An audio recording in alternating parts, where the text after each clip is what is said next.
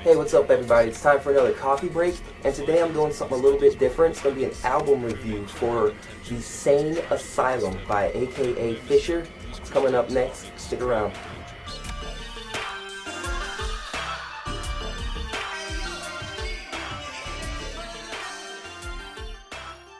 Hey, thanks for joining me for another coffee break.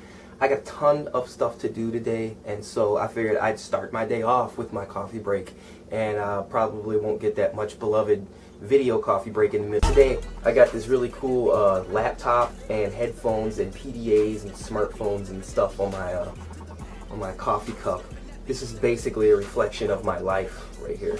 It's even got like a little MP3 player on the inside when I can look at when I drink, because the cup knows that I'm right-handed. Today on the coffee break, we're going to be doing an album review. And not really an album, it's a mixtape review.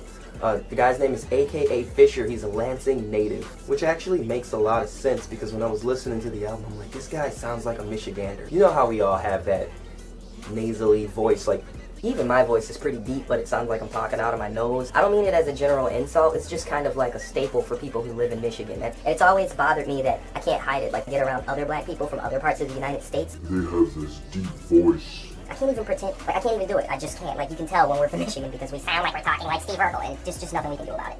Anyways, I digress about the whole. A.K.A. Fisher is a Lansing-based rapper, and he's got a really cool project.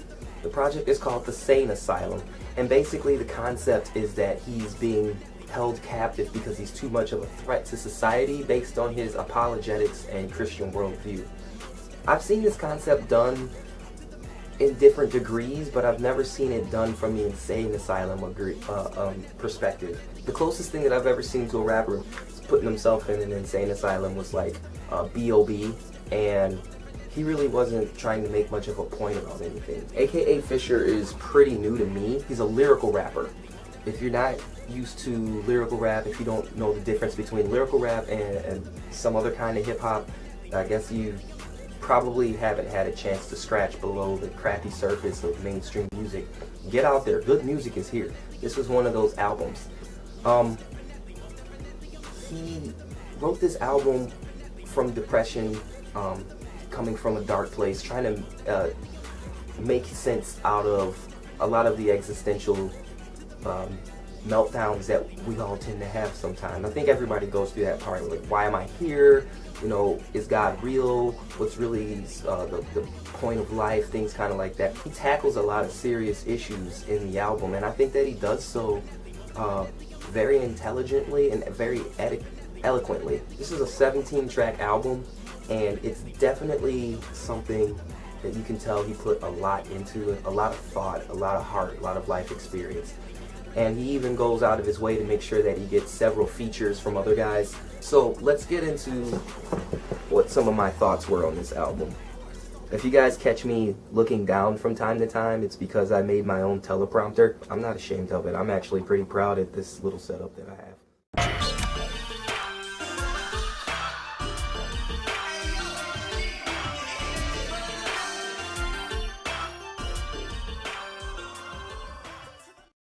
Some of the highlights from the album, in my opinion. The intro basically has a dialogue between him and a doctor he says one of the most genius things during the interview. The doctor asks, "So why are you here?" And he says, "Because I'm not afraid of the dark, but something tells me you're afraid of the light." In your opinion, why are you here? I'm here because I'm not afraid of the dark. Something tells me you're afraid of the light, though. That is just like a very clever implementation of scripture and Christian worldview. And this is the entire concept that runs through the album, is that when you take a firm grasp of a Christian worldview, then it not only makes you kind of like an enemy of the world, it puts you at odds with the world, but also it puts you in a position to be a threat because you challenge the very core and foundation of everything else around. It takes a lot of bravery and it takes a lot of heart to tackle a concept like this. Getting into some specific songs. Apples and Oranges, I think, has the strongest flow. What you bout and what I'm bout, it ain't the same thing. Nope. What you bout and what I'm bout, it ain't the same thing. Nope. We talking apples and oranges. Back and forth is painting an inaccurate portrait of the immaculate. What you bout and what I'm bout, it ain't the same thing.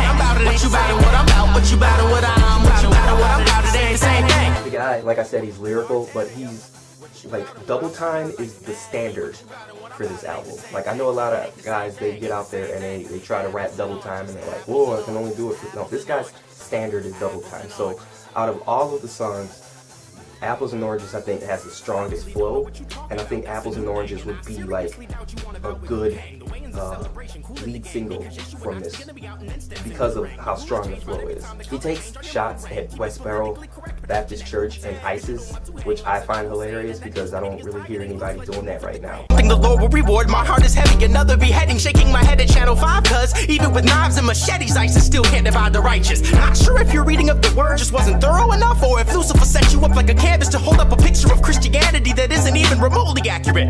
Westboro Baptist. There's a song called Wise Serpent. It's basically like an old kung fu movie, and I really like the comparison between hip-hop and kung fu movies. It also kind of sets it up like a Mortal Kombat, like, Round one. Fight! you know, Samurai Showdown or something, you know. So also, one of the features has the dopest use of auto-tune I have ever heard done in music. And if you know me, I'm a fan of auto-tune. Just be looking for that around like the 2-minute mark. This guy comes in and he kills it with auto-tune. And I mean, that is the way it's meant to be used. Hide your kids, hide your wife, hide your kids, hide your wife, hide your kids, hide your wife. We're looking for you. We're gonna find you. I'm letting you know that. So you can run and tell that.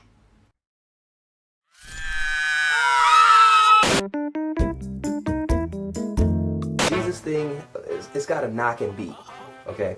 This is a banger. Uncle Screwtape is probably the coolest concept of all the songs on here. I was a big fan of the Screwtape Letters by C.S. Lewis. Uncle Screwtape is a good exposure of false doctrine in the church, but it's also cool because it doesn't have the Screwtape Letters back and forth feel. In the book, you don't hear anything from Wormwood, and so Wormwood's not only a main character, but you actually get to hear from him, and you get to hear how immature and juvenile he is. Screwtape, however, this interpretation would be like if he were more violent and from the streets. You know? He makes a lot of threats that are just like mind-blowing, but he's also, it's in a classroom setting, so it's clearly he's the superior. I think the features would have been not one of the strongest points of the album, but it's definitely also not one of the reasons that you listen to the album in the first place, because it's just not the highlight. The highlight is going to be the apologetics and the information and the lyrics and the use of lyricism. I mean, there's so many dynamic styles. That's going to be the strongest point.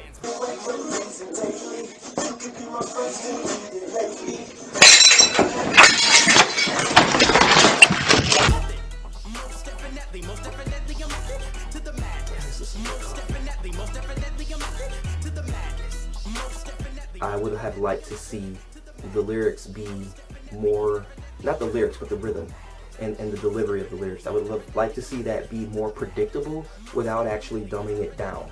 Because this, when you have intelligent rappers, he's got something to say and he does a good job of saying it. But then there's also the matter of creating a rhythm that's predictable. And I say that because while the lyrics are what usually bring the punchline and the shock to an album, when the lyrics are more predictable, it's easier to understand what's being said, and it makes it so much more enjoyable for the listener. Hold on, man. What did you... Run that back. Silly lumber clay, what was I thinking I was gonna teach the Potter? Tuesday Bible study, diving in like scuba divers in deep sea waters. Knowledge dropping too heavy to lift, even with Professor Clump's mother and father both sitting on the other end of the teeter-totter. And by the way, It's the speaker knockers.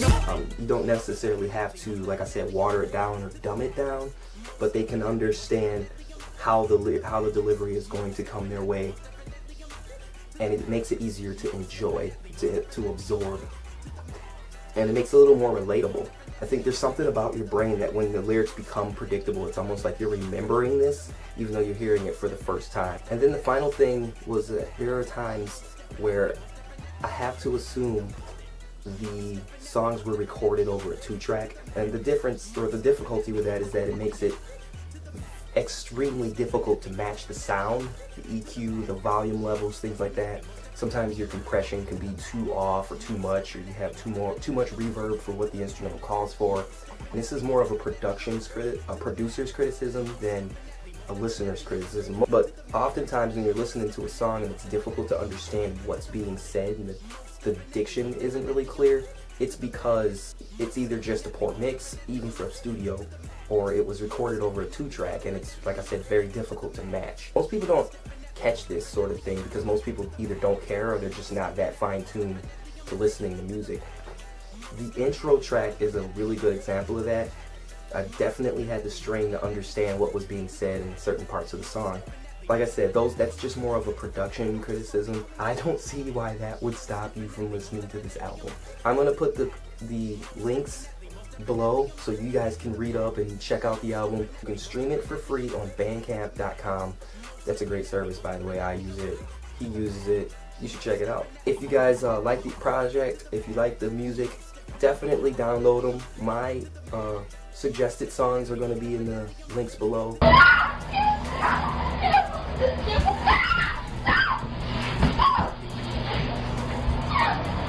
If you guys ever want to have me review your album or do your work or something like that, I guess I'm more than glad to do that. That doesn't necessarily mean I'm more than qualified to do that, but hey, I know what I like, you know. I don't know. We'll cross that bridge when we come to it. Thanks for joining me for another coffee break, and I will see you guys next time.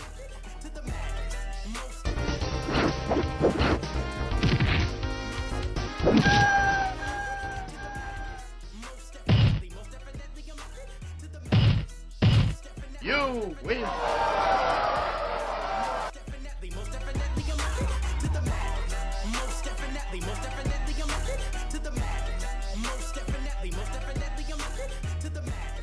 Most definitely.